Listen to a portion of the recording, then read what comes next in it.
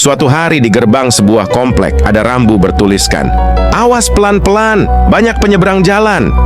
Tapi pengendara tetap saja ngebut di jalannya. Karena rambu tersebut tidak dipatuhi pengendara, maka Pak RT membuat rambu yang lain lagi. Rambu itu bertuliskan, "Awas pelan-pelan, banyak anak-anak." Tapi rambu itu tidak dipatuhi juga oleh pengendara. Namun Pak RT tidak kehabisan akal. Dipasangnya rambu baru dengan tulisan, "Awas pelan-pelan, banyak perempuan telanjang."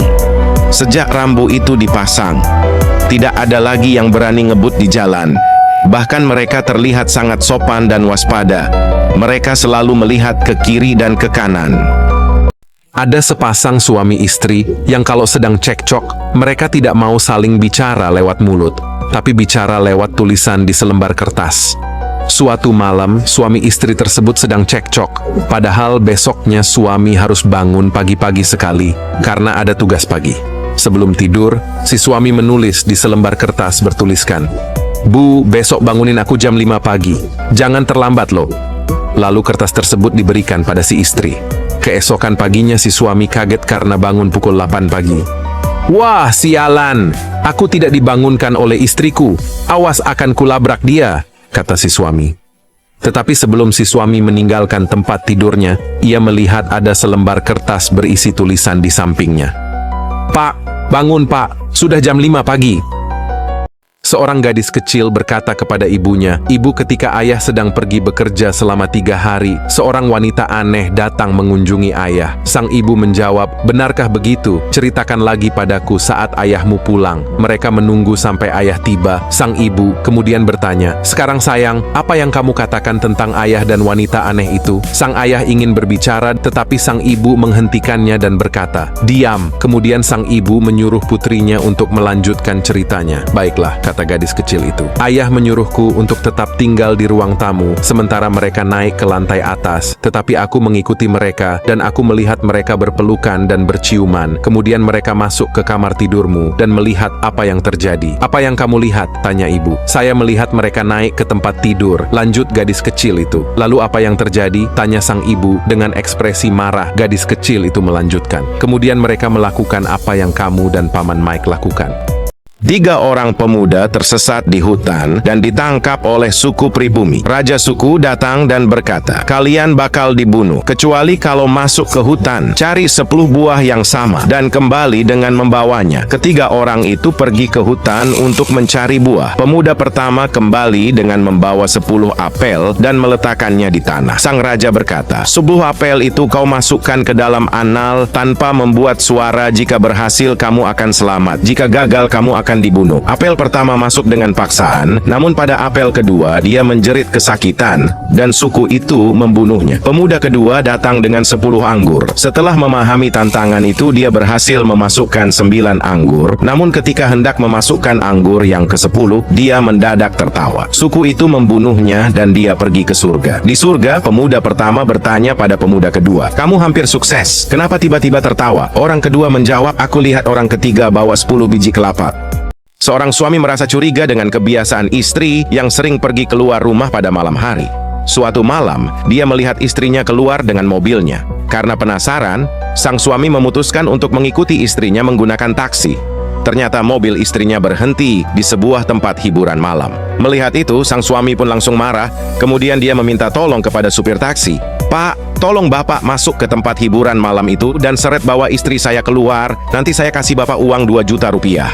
Tanpa basa-basi, si supir taksi itu langsung masuk ke tempat hiburan malam, sedangkan si suami melihat dari dalam taksi. Beberapa menit kemudian keluarlah si supir taksi dengan seorang wanita, dengan menyeret paksa wanita itu karena memberontak. Dibukanya pintu taksi, lalu si supir taksi berkata, "Pak, tolong bantu masukkan wanita ini." Dengan keheranan si suami berkata, "Pak, tapi ini bukan istri saya." Supir taksi menjawab, "Iya, saya tahu, itu istri saya. Saya akan kembali masuk ke dalam untuk membawa istri Bapak." 4 teman bertemu 30 tahun setelah selesai sekolah. 1 pergi ke toilet, sementara 3 temannya mulai bercakap-cakap tentang betapa suksesnya anak-anak laki-laki mereka. Yang pertama bilang, "Anakku belajar ekonomi, jadi bankir, sangat kaya hingga memberi Ferrari ke sahabatnya." Yang kedua berkata, "Anakku jadi pilot, mendirikan maskapai sendiri, kaya hingga memberi jet ke sahabatnya." Yang ketiga bilang, anakku jadi insinyur, mendirikan perusahaan pengembangan, sangat kaya hingga membangun kastil untuk sahabatnya. Si keempat kembali dari toilet dan nanya apa yang mereka bahas. Mereka bilang sedang membicarakan betapa suksesnya anak-anak mereka dan tanya tentang anaknya. Si keempat bilang, anakku gay dan bekerja sebagai penari di bar gay. Teman-teman lainnya mengira dia pasti kecewa, tapi dia bilang, oh enggak sama sekali. Faktanya aku cukup terkesan. Minggu lalu ulang tahunnya dan dia dikasih Ferrari, jet, dan kastil oleh 3 pacarnya. Suatu hari malaikat maut mendatangi seorang pemuda dan berkata, "Wahai pemuda, hari ini adalah hari kematianmu." Pemuda, "Tapi aku belum siap untuk mati." Kemudian malaikat maut berkata, "Tetapi namamu tertulis paling awal dalam daftar kematian hari ini." Pemuda, "Baiklah, sebelum itu bagaimana kalau Om Malaikat duduk dulu dan saya akan menghidangkan sesuatu sebelum kita pergi?" "Baiklah," jawab si malaikat maut. Si pemuda lalu mencampurkan pil tidur ke dalam makanan. Setelah malaikat maut selesai menyantap hidangan, kemudian tertidur pulas. Si pemuda kemudian mengambil daftar kematian dan menghapus namanya dari yang paling awal, lalu diganti menjadi yang paling akhir.